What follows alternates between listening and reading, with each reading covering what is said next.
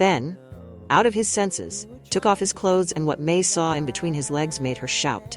She shouted and ran out of the house, running on the road at night, shouting, "It's big! It's big!" Ben was chasing her, shouting, "Mom, come here! Stop running! Come here! I am all yours! Come here! I am all yours!" As May was running, shouting and screaming, a car hit her down, and she died on the spot. As she died, people that gathered shouted that a car knocked the woman down. May and Leo had been married for many years. They had a grown-up son named Ben, a young man who had built a successful life of his own. Ben was a busy, working-class man, constantly focused on his career. Because of this, he was hardly ever around to see his parents. His work took up so much of his time that he rarely visited, leaving his parents mostly alone. Leo was a businessman. He was deeply dedicated to his work, always absorbed in one business venture or another. He spent long hours either working or traveling, chasing new opportunities to expand his business. This left him with little time for anything else, and over time, it created a distance between him and May. Though they shared the same house, it was as if they lived in separate worlds. May, however, felt this distance more deeply. She often found herself alone, especially in the evenings, yearning for her husband's affection and attention. Every night, when she climbed into bed, she hoped for some closeness, a moment of warmth from Leo. But Leo, exhausted from his busy day, would either fall asleep immediately or simply stay distant. May felt frustrated and lonely, unable to share her deepest emotions with the man she had loved for so long. Whenever she gathered the courage to speak to Leo about her feelings, he would brush her off, dismissing her concerns as unimportant. "We're not young anymore, May," he would say. "We're too old for such things. Intimacy isn't something we need at our age." These words hurt May deeply. She would cry quietly in bed, unable to understand why Leo felt so differently from her. To her, age didn't matter when it came to love and closeness.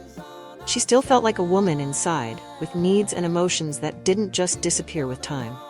She longed to be close to Leo, to share her feelings and connect with him like they used to when they were younger. One night, May spoke up, her voice filled with sadness.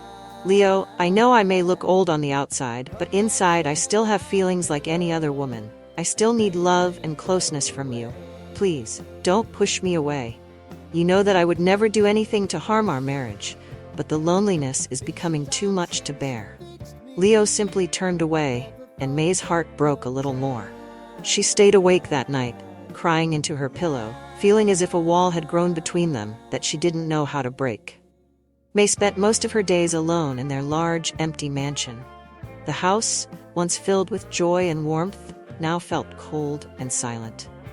With her son Ben rarely around and Leo always busy with work, May often found herself wandering through the empty rooms, feeling as if the walls were closing in on her.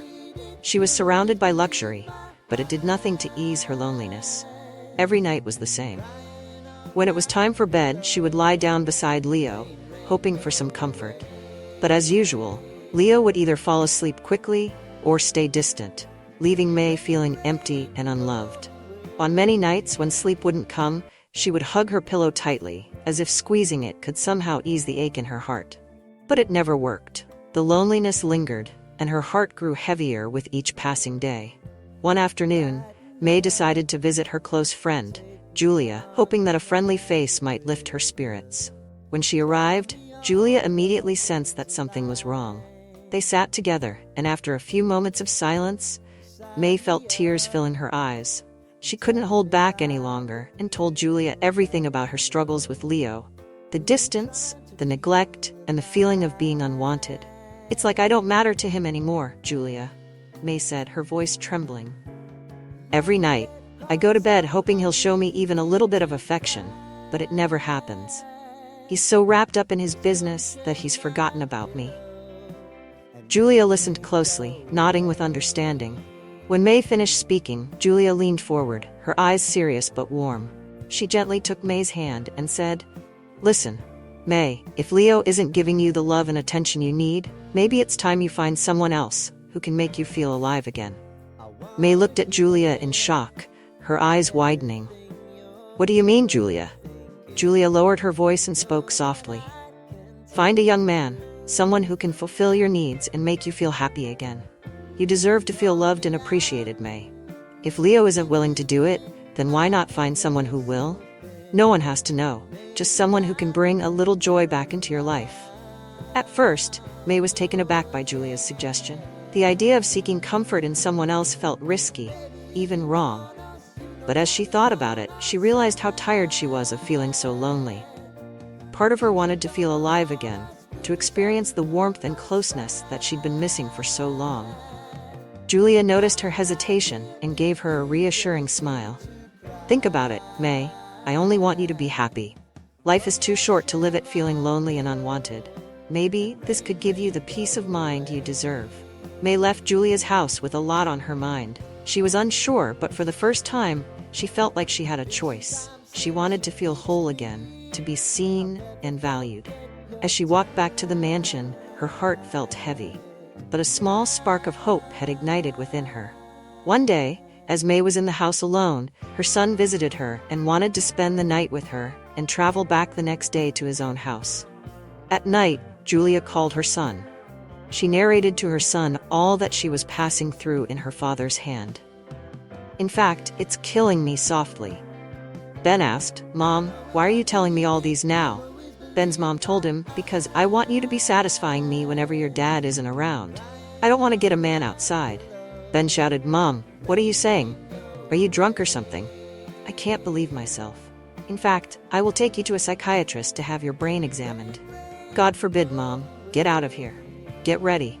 Tomorrow, we are going to see a psychiatrist. May was shouting at him. I am okay. Well and sound. I am not mad. I am not mad. I am okay.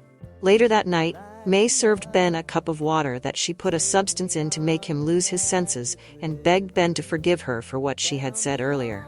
Ben forgave his mother, took the water from her and drank it, which made him lose his mind immediately after drinking the water. But what May didn't know was that she was about to see the shocker of her life. Ben, out of his senses, took off his clothes, and what May saw in between his legs made her shout. She shouted and ran out of the house, running on the road at night, shouting, It's big. It's big. Ben was chasing her, shouting, Mom, come here. Stop running. Come here. I am all yours. Come here. I am all yours. As May was running, shouting and screaming, a car hit her down, and she died on the spot. As she died, people that gathered shouted that a car knocked a woman down. Ben turned around and started chasing the old women that gathered around her mother's corpse. As the old women were running, they were shouting, What is this? Why are you chasing us? What have we done? They were losing their strength, shouting, Stop. Immediately, some men grabbed Ben and took him to a psychiatric hospital, where he remained until they called Leo. When Leo came, he deposited his wife's dead body in the mortuary first, crying in heartbreak. Then he went to the psychiatric hospital to see his son. On getting there, it happened that Ben had gotten himself. He told his father what his mother did, what she told him, and how she gave him a drink that made him lose his senses and what brought her death. Leo, in a devastated and shattered mood, buried May, his wife. Ben gave May a befitting burial. He blamed himself for the death of his wife and everything that his wife did, telling himself that if he had not ignored May when she needed him most, she wouldn't have done what she did, and she would still be alive. Leo begged his son to forgive him for neglecting his mother's quest that made her lose it. Ben forgave his father, and they mourned May. Leo decided to visit May's grave to honor her for the rest of his life. Moral lesson: neglect and loneliness can lead to tragic consequences. It is important to show love and care to those who need it, especially in relationships. Ignoring the emotional needs of others can lead to irreversible outcomes. Thank you so much for watching and taking the time to listen to this story. I truly appreciate your support. If you enjoyed it, don't forget to hit that subscribe button and turn on notifications so you never miss out on more heartfelt stories like this. Stick with me and let's continue this journey together. Your support means the world to me. Stay blessed, and I'll see you in the next video. Subscribe to our channel and turn on the bell notification for more stories like this, and give this video a thumbs up.